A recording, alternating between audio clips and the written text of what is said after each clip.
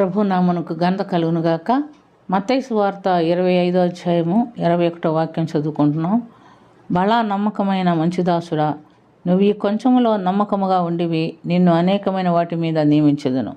నీ యజమానుని సంతోషములో పాలు పొందుమని అతనితో చెప్పాను. పరలోక రాజ్యము ఒక మనుషుడు దేశాంతరమునకు ప్రయాణమైపోయే తన దాసులకు పిలిచి తన ఆస్తిని వారికి అప్పగించినట్టుగా మనం చూస్తున్నాం. అతడు ఒకరిని పిలిచి ఒకనికి 5 తాలందు, మరి ఒకరిని పిలిచి వానికి 2 తాలందు, మరి ఒకరిని పిలిచి 1 తాలందు, ఎవరి యొక్క సామర్థ్యం చొప్పున వారికి ఇస్తున్నట్టుగా మనం చూస్తున్నాం. ఆయన వెళ్ళి చాలా కాలం తర్వాత వచ్చిన తర్వాత వారిని పిలిపించినప్పుడు 5 తాలందు కలిగిన వాడు మరి ఒక 5 తాలందు సంపాదించి ఆయన చేతికి ఇస్తున్నాడు. 2 తాలందులు కలిగిన వాడు మరి ఒక 2 తాలందు కూడా ఇస్తున్నట్టుగా మనం చూస్తున్నాం.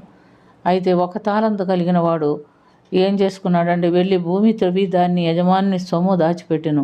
బహుకాలం అయిన తర్వాత ఆ దాసులు యజమానుడు వచ్చి వారి యొద్ద లెక్క చూచుకొనెను. అప్పుడు ఆయన ఏం చేశాడంటే 1 తాలందు గలవాడు ఆయన ఏం చేశాడంటే ఆ యొక్క తాలంతుని తీసుకొచ్చి ఆయన చేతికి ఇచ్చి ఏమంటున్నాడు, నీవు 1 తాలంతును తీసుకొనిన వాడు వచ్చి, అయ్యా, నువ్వు విత్తని చోట కోయివాడవను, చల్లని చోట పంట కూర్చుకొని వాడు అయినా కఠినవాడని నేను ఎరుగుదును. కనుక నేను భయపడి వెళ్ళి నీ తాలందును భూమిలో ఊడ్చిపెడితిని, ఇదిగో నీవు తీసుకోమని చెప్పెను. అందుకు అతని యజమానుడు వారిని చూచి, సోమరి అయిన చెడ్డదాసుడా, నేను విత్తిన చోట కోయివాడను, చల్లని చోట పంట కూర్చుకొని వాడు అని నువ్వు ఎరుగుదువా? అట్లయితే నువ్వు నా సొమ్ము సాహుకారుల యొద్ద ఉంచవలసి ఉండేను. నేను వచ్చి వడ్డీతో కూడా నా సొమ్ము తీసుకుందునే అని చెప్పి ఆ తాలందును వాని యొద్ద నుండి తీసివేసి 10 తాలందులు గల వానికి ఇయుడి, కలిగిన ప్రతి వానికి ఇవ్వడును, అతనికి సమృద్ధి కలుగును, లేని వారి నుండి వానికి కలిగినవి తీసివేయబడును అని అందమటికే కాదు, మరియు పనికిమాలిన ఈ దాసుని వెలుపల చీకటిలోనికి త్రోసివేయుడి, అక్కడ ఏడుపును పళ్ళు కొరుకుటే ఉండునని చెప్పాను. ప్రియమైనటువంటి దేవునులారా, ఈ తాలందులు అంటే మనకు ఏం తాలందు ఇచ్చాడు దేవుడు? మనకిచ్చిన రక్షణ.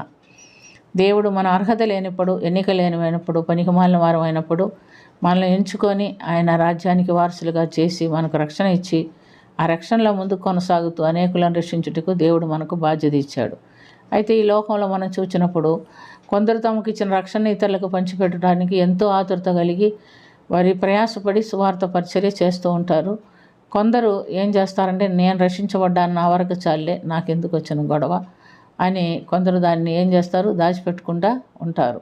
అది దేవుడు ఇక్కడ ఇచ్చినటువంటి ఉపమానం. నేను రక్షణ పొందాను, దేవుడు నన్ను బాగు చేశాడు, నేను బాగానే ఉన్నాను, నాకెందుకు, నా భర్త ఎటుపోతే నాకెందుకు, నా బిడ్డలు ఎటుపోతే నాకెందుకు అనుకున్న వాళ్ళు చాలామంది ఉన్నారు. అలాంటి వారిని గురించి దేవుడు చెప్పిన మాట ఏమిటంటే, వారిని వెలుపల చీకటిలోకి త్రోసివేస్తాడంట. అక్కడ ఏడుపును పళ్ళు కొరుకుటయి ఉండును. మరి నీవు నేను ఈ దినం ఎంతవరకు మనకిచ్చినటువంటి రక్షణ అనే తాళందును వర్ధన చేసుకున్నాం?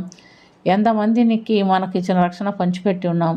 ఎంతమందిని దేవుని రాజ్యానికి సంపాదించుకొని ఉన్నాం అని ఒకసారి ఆలోచన చేసుకోవాలి. ఒకవేళ అలా చేయకపోతే దేవుని ఉగ్రత మన మీదకి వస్తుందనే విషయము మర్చిపోకూడదు.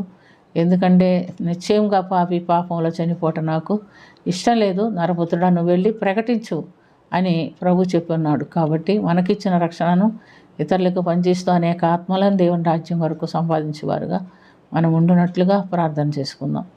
ప్రేమ కలిగిన తండ్రి, కృప కలిగిన ప్రభు యేసు రక్షక, మీకు వందనాలు నాయన. నువ్వు మాకు ఇచ్చిన రక్షణను పరిశుద్ధను ఇతరులకు పంచిపెట్టుటకు మాకు మీరు నేర్పించమని, ధైర్యం దయచేయమని, జ్ఞానం దయచేయమని, మీరు మాతో ఉండమని యేసుక్రీస్తు పుణ్యనామమున అది మిక్కిలి వినయంతో అడిగి వేడుకొంచున్నాము తండ్రి. ఆమేన్.